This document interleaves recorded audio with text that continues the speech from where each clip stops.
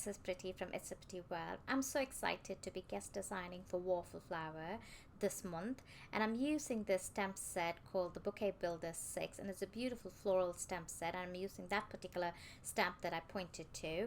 And my idea is to create a replica of a high-end stationery. So I love going into stationery shows or stores all over the world, and once when we were traveling in Japan, I happened to go into the stationery store, and it's really high-end, luxurious stationery.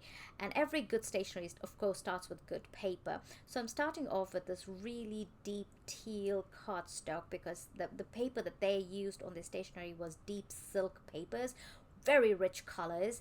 And I'm also using that gold embossing powder that I showed you from Brutus Monroe's gold gilded embossing powder, and this Fine-Tec palette, which is a pearlescent colors, watercolors. And I'm going to use that teal color and the two, not really the two, just one gold color ink palette out of that ink. And then I'm using this, as I told you, I'm using this cardstock, and this is a really thick, I think it's about 100-pound cardstock from Hero Arts, and it's really beautiful. And I'm starting off by embossing that stamp that I showed earlier onto this teal cardstock. I'm trying to figure out what position would be right for me to start stamping. And when you're doing anything that is high-end stationery or anything that is stationery looking, you want to be very careful. You want to keep in mind every detail that you're going to do. Take care of every little details of the aspect of a card, especially this particular card set that I saw in Japan. Obviously I couldn't afford to buy it because each of those cards were about $150 to $200, and I'm not kidding you. It had real gold debossed in it, and it also had Swarovski's crystals, so yes, they're pretty expensive. So yeah, I'm just embossing the gold embossing the stamp, the stamp that I just stamped, and the floral stamp that I stamped. And I'm just after I'm done embossing the whole thing, I took this peacock feather distress ink, and I wanted to ink the bottom part, like half of the bottom. Whenever you take a silk paper or any material that is silk and you turn it in light, you will see different variations in the color.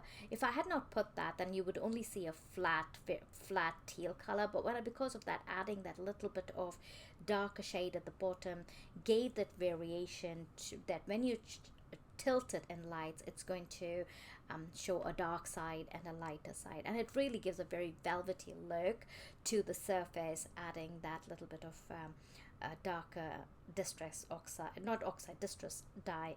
ink. And then I took this Pearlescent ink, watercolor, and I'm just trying out to see how it's looking, and I wet the surface of that palette, and I started to color. Now keep in mind, this is not a watercolor paper, so you don't want to add a lot of water on your brush. So less water but a lot of paint, because you want the paint to really look rich on the surface. I'm not painting every leaf and every flower in this image. I'm just painting a few flowers and some of the leaves, and leaving some of the leaves, I don't know if it's leaves, it's kind of a flowery leafy thing. I'm gonna leave that open without any color in it, and I'll just show a close-up. You can see the shine of that pearlescent watercolor on that dark surface. And I'm going to do the same thing on another panel, and this time I'm just changing the orientation of the card. So I'm just trying to create a background using this stamp set again. You know, I did see the most of the cards that they had in the store were all filigree, and they were all beautifully gold filigree with coloring inside it. And that's what I'm trying to do, is create a background of floral images all over this cardstock. Now when you're cutting a cardstock, I wanted to say this at the beginning too, when you're cutting a cardstock and you're trying to make something look really luxurious and beautiful and expensive, you want to make sure that those edges are sharp, that they're not having any fuzzies or anything. I like using my Guillotine cutter from Tim Holtz, and it really gives very crisp edges around the cardstock. You don't want any fuzzies hanging out anywhere. And here I am continuing to stamp that image over and over again, and I'm using Simon Says Stamp Embossing Ink Pad. Sorry. And there you can see I've created a filigree pattern or background on my cardstock, and I'm using the same Gilded Gold embossing powder. This is a beautiful embossing powder, especially on darker cardstock. It really looks amazing. I love the word. I love the name of the embossing too. It's called Gilded Gold, and it really looks like a gilded gold. Anyway, so I'm just continuing to heat set the embossing powder, and you can see I have a little boo-boo there, which I will fix it.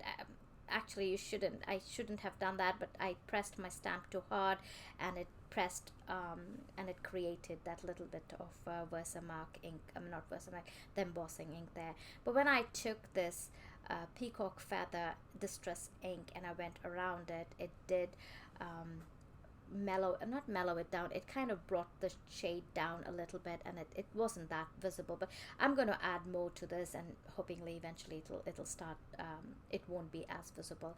And I did the same thing again. I colored all the leaves, not all the leaves, sorry, I colored a few of the leaves, and I colored some of the flowers using the same teal pearlescent color.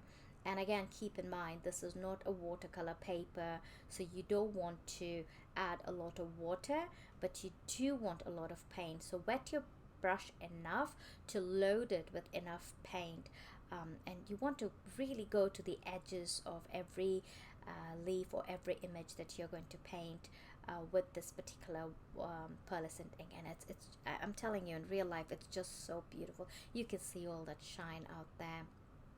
And then once I was done with all of this, I went back on, I took my Misty again, and I wanted to add like a almost like not like a watermark effect in the background. So I just put that stamp back where I had already stamped, and I took my embossing ink once again, and I just stamped it over the image. So it did not you can't really see the embossed the ink on the surface where I have painted and colored, because it's clear. But on the plain surface, on the darker background, on the teal background, you can see that watermark effect, and that makes it look so beautiful. And that's what I saw in most of the stationery, is that there was this subtle background behind the work that they had done on the card stocks, on their cards, and you can see that subtle images right in there. In real life, it's not as bright as what it looks right there, but it is there. You can still see it. And once I was done with all that, I wanted to adhere some sentiment, and for that I took before that I really needed to do one more thing, and I took a white cardstock. You make sure that you are really creasing your note cards so that there is no, it really needs to be crisp. That's the idea. And here you go. I'm just taking this particular word stamp set from Waffle Flower. I don't remember the name, but I will add the name in the description box below.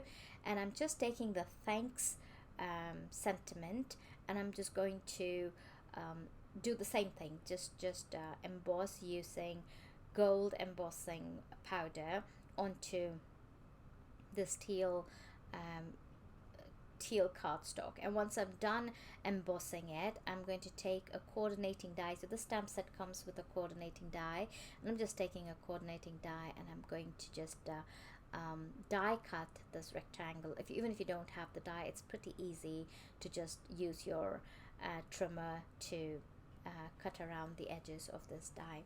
And once I was done with that, it was time to put them together. But for that, I wanted to add a little bit of I wanted to add a little more to the card. So what I did is, and that's something that I saw there too, that most of the cardstocks, the outer part of it, the edges of it were all gold lined. You know, they had this gold lined edges. So when you look at the cardstock from the sides or from either sides, you can see this really subtle gold edges all around the cardstock. And that's what I'm doing, is I'm just using my brush and this gold paint, and I'm just going around the edges, making sure I don't get it leaked, I don't get any ink on the other side where I have already done my stamping. And that just, you can't really see it, but when I put it onto the white cardstock, it is visible. The camera is really not capturing that particular thing, but it does show up a little bit, and it helps to pop the blue surface from the white surface. And then I added a bunch of foam adhesive. I really wanted this to be flat and with no buckling anywhere, so I made sure I added sufficient foam tape all over the back of both the panels, as well as the die cut. And then when I was done, I adhered it to that white note card, and I adhered this sentiment as well onto both of the stamped cards. And this is exactly how they were too.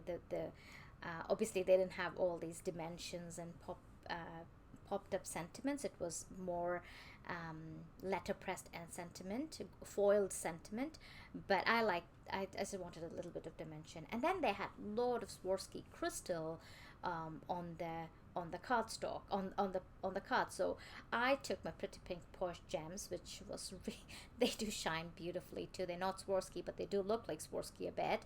And I took the same color. I did not want to add any other color on the surface. I just kept very similar color of gemstone, that's a teal color, and I just added it all over, and you can see the sparkle of this particular card. It's so beautiful.